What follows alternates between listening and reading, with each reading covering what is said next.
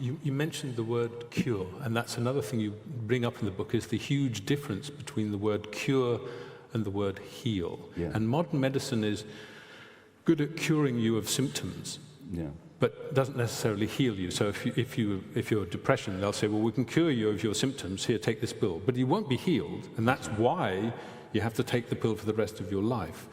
Yeah, that's right. How does one move from being simply cured every morning that you take your pill to being healed and not having to take the pill?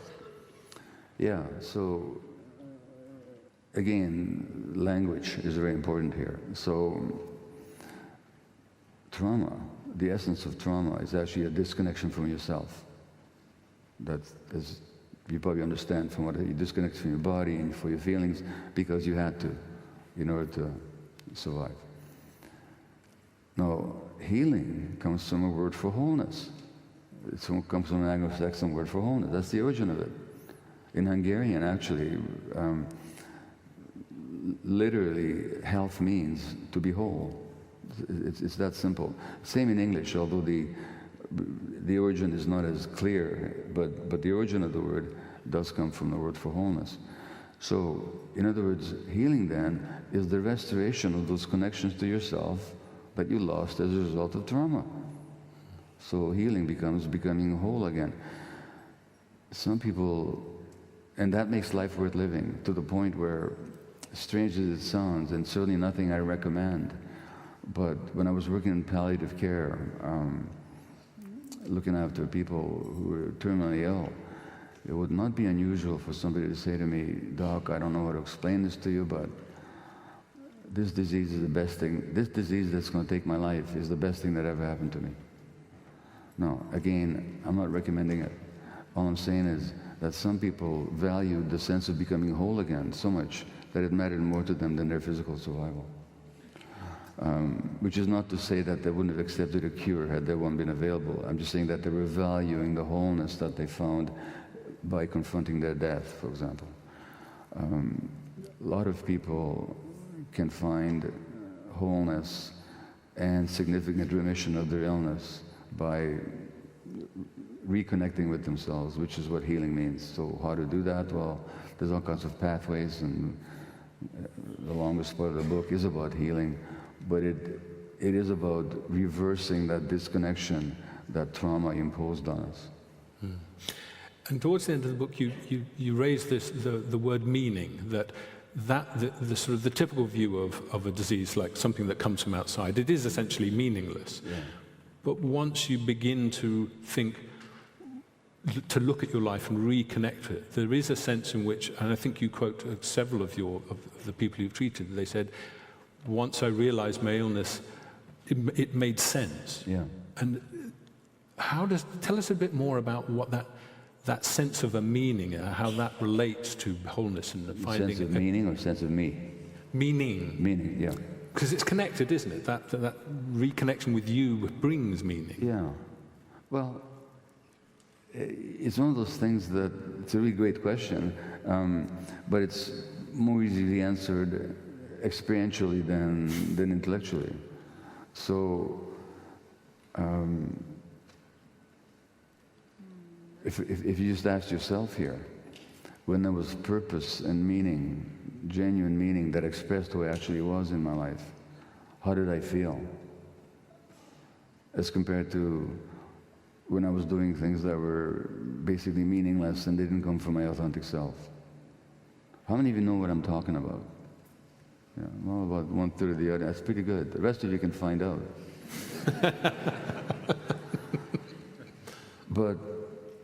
But I certainly know that when I'm doing work, when I engage in activities that express who I genuinely am, and I find a sense of meaning in it, which is to say that what I'm doing makes a difference in the world, or just how I'm showing up makes a difference in the world. Fundamentally, we're connected creatures. Our brains are connected to each other. Our physiology is connected to each other. So when we engage in activities that serve that connection in one way or the other, we find meaning. that could be through individual activity, like creativity, like art and so on. But when you create art, you're not just thinking about yourself.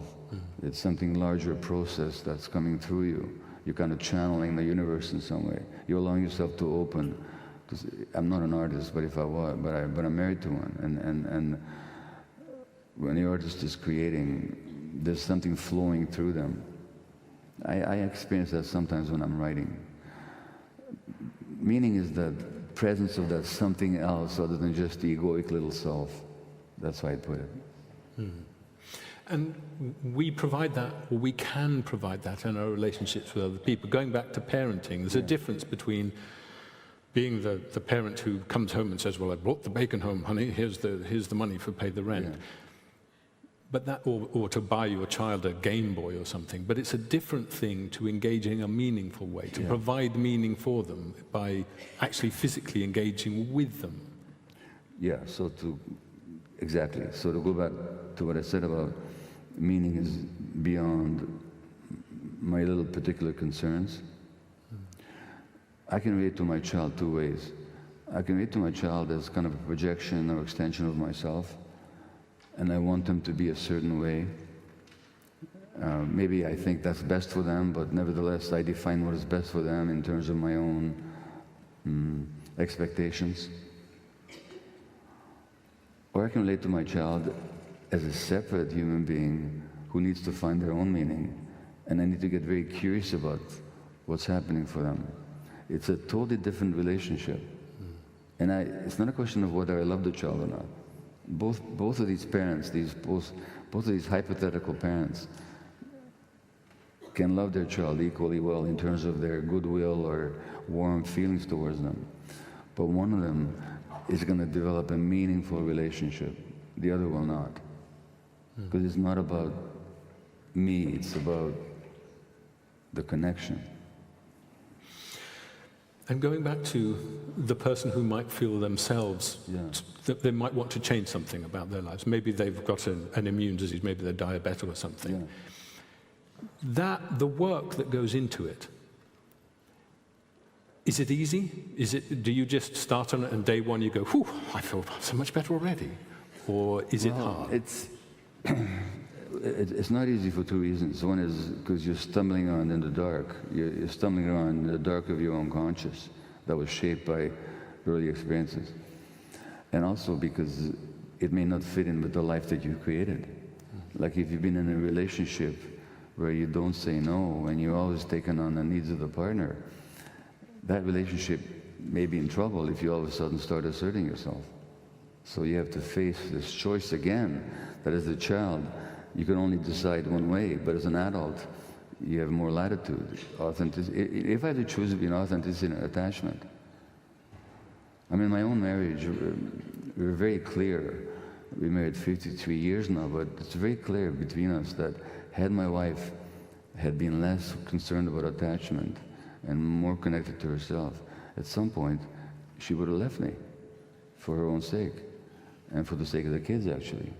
Now, we've done a lot of work and so on. I'm just saying that had she been authentic then, she would have had to decide to let the relationship go at a certain point. So it's not easy to do that, because that brings up all kinds of insecurities and so on. But it's not as difficult as it sounds either, because, you know, just a little exercise that I teach people, it's a chapter on it in the book, but just ask yourself, where this week did I have trouble saying no? What I mean by that is, there's a no that wanted to be said, but you didn't say it. Very simple. Somebody asks you to go for coffee, and you don't feel like it because you're tired. I went to this last night. I was going to have dinner with a really good friend last night, but I was tired. I was really tired. I just came in from Budapest. I was, you know, but it took a bit of an effort for me to say, look, you know, no dinner tonight. I need to go home and rest, you know. This is me teaching all this stuff, you know. I mean, I did it. I went home instead to the hotel. I had a hot bath. I went to bed instead. But this tension comes up of disappointing somebody else, you know. And no, the other person totally understood and supported my decision. So the problem wasn't theirs. It was simply my own fear of disappointing somebody, even after all these years. But you can ask yourself, it's very simple. Somebody asks you out for coffee, you don't feel like it for whatever reason. You're tired, you're upset, or you don't feel like it, but you don't say no. More seriously, on the job, somebody asks you to take on yet another project, and you don't want to seem like you're not a team member, so you don't say no. Or in a relationship, certain demands are put on you, and you don't feel like meeting those demands, but you don't say no. Well, that will have significant impact on you. But just ask yourself once a day or once a week, where this week did I not say no? Because that no that you don't say is a marker of your authenticity. Because your authentic self wants to say no. If you don't say it, don't criticize yourself for it, but get curious about it. Where did I not say no? And secondly, what was the impact of my not saying no? If you don't feel like going out for coffee, and you do, what's going to be the impact on you?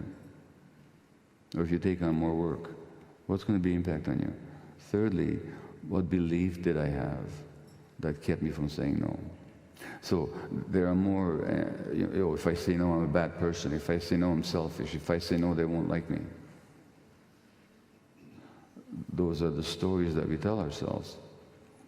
The exercise has more parts to it, but it's very simple. You just work with the word no and see how that shows up or doesn't show up in your life.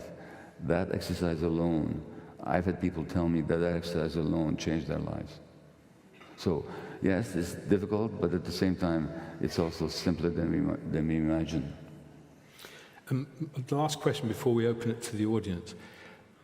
If people did what you're suggesting and tried to reconnect with their more authentic self, is that a way for us to collectively heal our toxic culture? Is that enough? Is that going to work?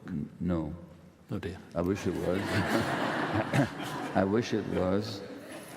But the people, I'm expressing my political perspective here now, but I think it's reasonable.